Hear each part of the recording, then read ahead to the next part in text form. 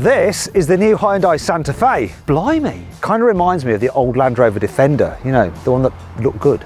It's got a real luxury vibe to it. Loads of lovely tech, space for 7 people, and a price tag that puts it in between the mainstreams and the premium SUVs. Could this Hyundai be Car of the Year? Let's find out.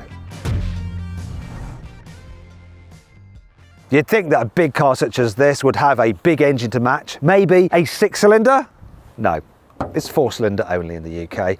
Also, it's only got 1.6 litres in capacity. Now you can get a plug-in hybrid version with 253 horsepower, or this self-charging hybrid which has 215 horsepower. Does that mean it's slow? The first car I ever bought for myself was a Ford Fiesta Mark II XR2. So that was considered a quick car in the 1990s, and it did 0 to 60 in just over 10 seconds. So if this can do 0 to 60 in just under 10 seconds, I can't call it slow. So let's find out what it is. Specialist timing gear here, time to launch it. So the initial pickup was off the electric motor. Then you got the petrol motor kicking in pretty blooming quickly. I didn't mind the noise of it revving it out either. And I'll tell you what I really don't mind, 0 to 60 in 8.15 seconds, which is actually quicker not only than my old XR2, but a Peugeot 205 GTI, the car that I actually lusted for when I had the XR2. So that is actually pretty impressive. So no worries about the engine being too small then. Actually, it could be a different story when you're trying to overtake on the motorway, but more on that later. But for now, that is not bad at all. However, 0 to 60 times isn't really why someone might choose to buy this car. There's another reason. You buy a Hyundai because it offers good old-fashioned value for money. So the Santa Fe range kicks off at £46,000. But if you want this trim level, it's £50,000. Now, it does make it quite a bit more expensive than the equivalent Skoda Kodiaq or Nissan X-Trail. If you look at it another way, it significantly undercuts the likes of the Audi Q7 and Land Rover Discovery. Oh, and you can save an average of £4,000 off on through carwow. But that's not all. You see, I think it's right to compare it to those premium brands because it does look like a premium vehicle. I especially love the H daytime running lights. You've got premium features like 20-inch alloy wheels as standard, roof bars, you get them on all versions as well, and there's no mistaking or denying that there's a whiff of the old Land Rover design language in there, isn't there? A bit like the current Land Rover Discovery, there's a bit of a shocker round the back. It's not great from this angle. It's like they did a good job of designing the rest of the car and then just ran out of design ideas at the end and just went, yeah, that'll do. I can sort of forgive them though. Each their own, it's all a matter of opinion. What do you think of it? I really like it. So Adam likes it. That's Adam there. Adam likes it. James? I don't like the rear. You just didn't want me to take the pee out of what you're wearing, although, you know, people in glass houses. Anyway, hopefully the inside is a lot better. Well, the interior does look rather special. I love the design. This big screen reminds me of a BMW. However, I like the fact that you do have the climate control button separate from the main infotainment screen, which you don't on a BMW. It does feel special and expensive in here. It's definitely up there with the premium brands, but does it feel premium? Overall, the materials do feel lovely. And got to say this, these are among the quietest electric windows, bar a Lexus. That just makes the car feel expensive. So too do these lovely seats. They are very comfortable and I like this light coloured interior, though there are other interiors available if you prefer. Certain bits don't feel quite so nice. The material's down here and here on the door, a little bit on the cheap feeling side. And then there's this, which is the gear selector. It's sort of like an electric razor that's stuck on there. It's not the highest quality either. However, its location is rather handy. You see, the advantage of having that drive select lever there is that it's just so easy to operate. Look, I want to go to reverse, to park into this space, not reaching down here, not going like that, it's just in the perfect place. And then when you want to go forward again, stop, boom, forward, so good. Function over form. That's what Hyundai's gone for with that, and you know, I appreciate that. I also appreciate the way this car drives in town, because it does remind me of a Land Rover Discovery, the previous one, you know, the boxy one, the one that everyone really liked. Because you sit quite high, not as high as in the Discovery, but because you've got that flat bonnet, you get a really good sense of where the corners of the car are. You also get a good view forward as well. These pillars aren't too bad, and you've got big door mirrors which give you a good view out, plus the view out the back window is good. And then the brakes, you know, some hybrids can have grabby brakes. These are pretty progressive, so you don't end up like headbutting the steering wheel when you're just trying to slow down gradually. Also, the suspension feels nice and compliant. You get the occasional like rocking from side to side like you do in a Land Rover Discovery when you go over bigger bumps, but that kind of gives it a feeling of expensive SUV-ness. Now, one of the good things about it is that while it's big, it's still quite manoeuvrable. So the turning circle is 11.6 meters. With the surround view cameras and all the sensors on this, just make it easy to navigate where you're going. And I hopefully can just make this without curbing the wheels. Yes. And then this with the indicator just gives me a great view out over here as well, my blind spot. So I'm really aware of what's around me. Also, the hybrid system is fairly smooth. This car, being the normal hybrid, will coast along at low speeds on electric power low, but it doesn't take long for the petrol motor to kick in, but it's not intrusive really. No, look, over there's another one. Look, someone's bought a grey Hyundai Santa Fe. Overall, this is a nice car to drive around in town. However, is it a nice car to be driven in? There's plenty of room here in the middle row. You can slide the seats like that, and you can recline them. Wow. That's really good and very comfy. Plenty of headroom, plenty of knee room, lots of foot space, and the car's quite wide, so even with 3 adults in the middle row, it's comfy enough for everyone. There is one question: where the heck are the climate controls for the middle row? I have seat heaters for the outer seats, but no climate. Wait a minute, what's going on here? So people in the very back can control the ventilation, but not if you're in the middle row. That's odd. What happens if there's no one in the back? You have to reach around to control the ventilation.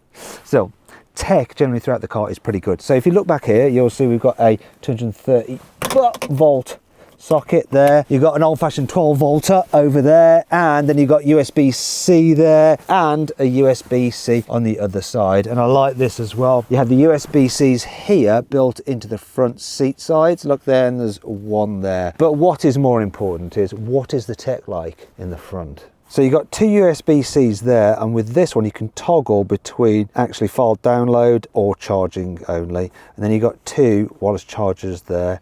And I like the fact that when you put your phone on there, wait a minute, it's not working. I think you have to shut the door for it to work. So we'll just shut the door. There we go. And now it'll work. Watch this. So you put your phone on there, and then you can see it charging on there. So you know that that wireless charging is actually working and charging your phone. But door's opened, and now it's gone off again. Bizarre! What's less bizarre is the infotainment system. So it's fairly easy to operate. I like the graphics, they're quite sharp. It's not the zippiest system, but it's okay. It's relatively easy to figure out all the different menus and swipe through things. I find it quite easy to use, and you've got some shortcut buttons which are physical buttons down here, which I like as well. Really handy for these down here, especially the camera button if you suddenly need to like get the cameras up to help you navigate and stuff like that. Maneuver around tight spaces. Then we come to the main digital driver's display. It's nice and clear. You can just cycle through different menus and stuff like that. Is it doing the same thing again because the door's open? What you're doing? Oh, there we go. Look, lots of things that you can cycle in between. And on mid to high spec cars, you also get a heads-up display, which is very nice. And there's some other tech on this car as standard, which can just make your life easier. You see, all versions of the Santa Fe come with adaptive cruise control as standard, and I love adaptive cruise because I do a lot of miles and it just makes life easier. So I'm just going to turn it on now. There we go. Set the speed to the speed limit, and it will auto steer and keep me a safe distance from the car in front, and it'll keep me at the speed limit.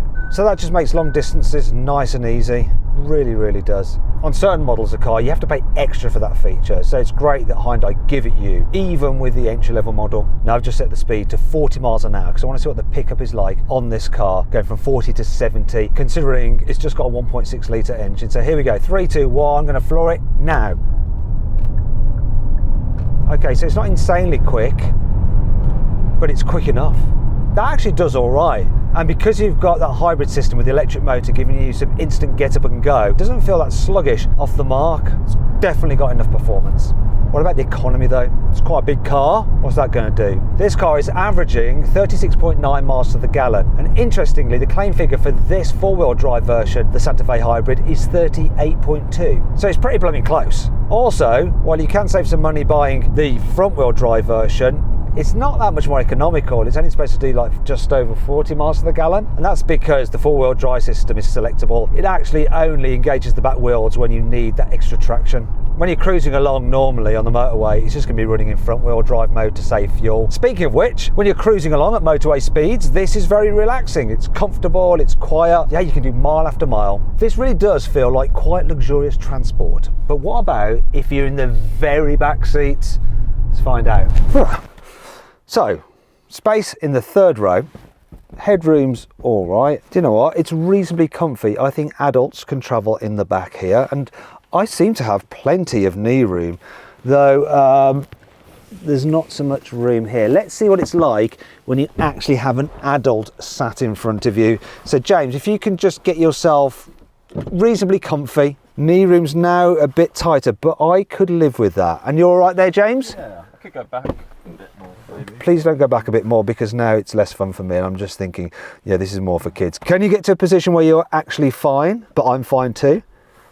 Yeah. Yeah, that is all right actually. I need to just show you this as well. If you need to get out, you press this button here on the top of the seat back like that. You move it forward, slide like that, and then you get in and out this way. But I'm not done yet because I want to show you this, look. So in the back you have two cup holders there, which is handy. But let's check out the storage spaces throughout the rest of the cabin. Hyundai says there's 18 cup holders in this car, so we've counted 2 in the back there on that side, another 2 there, so that's 4. Then here we have 5, 6, 7, and then 3 more on this side, 8, 9, 10. And then if we go into the front, we have 11, 12, and then obviously over the other side, 13, 14, and then 15, 16, too short. Oh, I know. Look. Here it is. 17, 18. But that's not the only practical elements to this car. Look at this, right? We have folders on the seat backs. We have hooks here. Then there's this. You've got this sliding element here where you can keep stuff, and you can access it through there. And there's a tray on top which you can remove, and then you'll actually see this sliding tray is actually really long, so you can fit loads of stuff in there. Also here on the doors you'll see that you've got blinds, sunshades, and then if we go into the front of the car, underneath here there's loads of storage with a cheeky 12-volt socket there as well. And we've got a glove box here, which is of modest size, and then there's another glove box up here. And actually on the range stopping version, that has a little UV light, so you can put your mobile phone in there and it'll actually disinfect it with the UV light as you're driving along. Clever. But we haven't even got to the main storage area. Now Hyundai don't actually state the capacity of the boot with all 7 seats in place. Look, but there isn't much room, but you could fit a few airplane style carry-on suitcases in there. Now if you fold down the rearmost seats, which is easily done, then you have 630 litre capacity, and look, there's no load lip, so it's easy to slide things in and out. To fold down the middle row, all I have to do is press these buttons here like that. So if I just press that one in, and then you have loads of space. It's still not quite as big in terms of total capacity as a Land Rover Discovery, or at the other end of the price scale, a Skoda Kodiaq. And that brings on to 5 annoying things about the new Hyundai Santa Fe. Because the plug-in hybrid version of the Santa Fe can only do 34 miles on electric power alone, it falls into the slightly higher 12% bracket for benefiting company car tax, whereas the plug-in hybrid version of the Skoda Kodiaq, which can do 75 miles on electric power alone, falls into the 5% bracket. So if you're a company car driver, this car will be less appealing. If you like caravanning, then the Hyundai Santa Fe won't be for you. You see, the maximum towing capacity of all versions is 1.1 tonnes. Now compare that to the maximum towing capacity that you can get with a Nissan X-Trail of 2 tonnes and 2.4 tonnes for a Skoda Kodiaq. It's not great, is it? And when you're comparing it to its more premium rivals, things like the Audi Q7 and Land Rover Discovery can all tow 3.5 tonnes. For a car that has loads of equipment, I'm a bit surprised that there's no washer for the rear camera. So if it gets covered in crud and you need to clean it, you're going to have to do it manually. Is that better? The low cover doesn't quite extend far enough forward, so even when you push the chairs back like this, you'll see, look, there's a gap, and I'm going to try and hide what's in the boot as best as I can. So with the seats in this position, you can still see in a little bit. So I just wouldn't have the confidence to leave things in the boot under this low cover, just in case someone like spies in and decides to break a window and take whatever you've left there. I know you shouldn't leave things in the car, but I mean, everyone does, don't they? It's a little bit disappointing that a practical family car such as this doesn't have ISOFIX anchor points for a child seat here on the front passenger seat. However, that brings me on to 5 good things about this car, because you do have ISOFIX anchor points here on the 2 outer middle seats, and there's another 2 ISOFIX anchor points here on the rear seats as well. So it's not all bad. If you've got a car full of people, it can be really difficult to see at the back window because they sort of block your view. However, all but the entry-level version of this car has this neat little feature. If I pull up on this, you get a camera feed from a camera on the back. So now, look, you can see what's behind you without anyone blocking your view. For an extra £2,000, you can specify this car with 4-wheel drive, and then you get a special terrain mode like this. So if I press that in there, you can choose between snow, mud, or sand settings. I think it's a no-brainer. You have a customizable button down here, and you can configure it by pressing this on here, and you can choose that to operate phone projection, calendar, weather, sports, passenger talk, whatever. That is quiet mode, display on or off, or none, so it does nothing. There's also another button here on the steering wheel which you can customize, and that's this one here, and you can use that to put the car into quiet mode, to move to the hybrid screen, or to go to your driver assistant settings. That's really handy when you're driving along and you want to just quickly toggle something, because if I press it now, look, I have my driver assistant settings there, though I still have to then, when I'm driving, press these to deactivate them. No, you know. Shame you can't actually just turn them all off using this button, but that's better than nothing. When you're in eco mode, the paddles actually operate the regen effect. So if I pull on this downshift paddle, you'll see that it's increasing the level of regen braking. If I pull up on this one, you'll see that it decreases it. However, when I press this down and go into sport mode on here, then these paddles now change the actual gears of the car. I think that's really clever, but does it actually enhance the driving experience? So what I'm going to do now is go into sports mode. My gear shifters are now controlling the gears. And pickup does feel good. As ever, the safety systems are there to prevent me getting too carried away and injuring myself.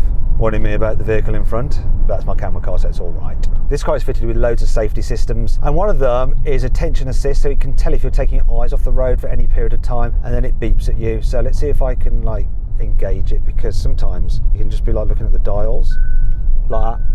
I mean, you saw how long my eyes were off the road there for no time at all, and it's beeping, and it's really annoying. In fact, some of the other safety systems like lane departure warning and speed limit can be annoying as well, and it's especially annoying that while you can turn them off, they default on again when you start the car again. So to turn them off, you actually have to go into settings, vehicle, driver assistance. Oh, it's telling me off again for not looking at the road. I was glancing backwards and forwards, and then I want to turn it off by pressing that and then going off. Ugh. Make sure you do that before you start every drive, but it's a faff that you have to do that. Shame you just don't have a button to turn them all off like that. It'd be so much easier. For a tall, practical car, it's not half bad, you know. To those who aren't English, that means it's quite good. So it doesn't lean terribly in the bends at all. There's sufficient grip, and surprisingly, the steering feels quite responsive. I like it. It also feels quite unflappable, so if you hit a bump mid-corner, it doesn't skip about unwieldingly. It actually just stays quite composed and unflustered. I mean, it's always erring on the side of comfort and relaxation, but that doesn't mean that it can't show you a clean pair of heels if you need to get a wiggle on. So it's almost like this car can do pretty much everything. So how does that affect my overall verdict? Should you avoid, consider, shortlist, or just go right ahead and buy the new Hyundai Santa Fe? Well, I reckon you should just go right ahead and buy it. It really is a brilliant car.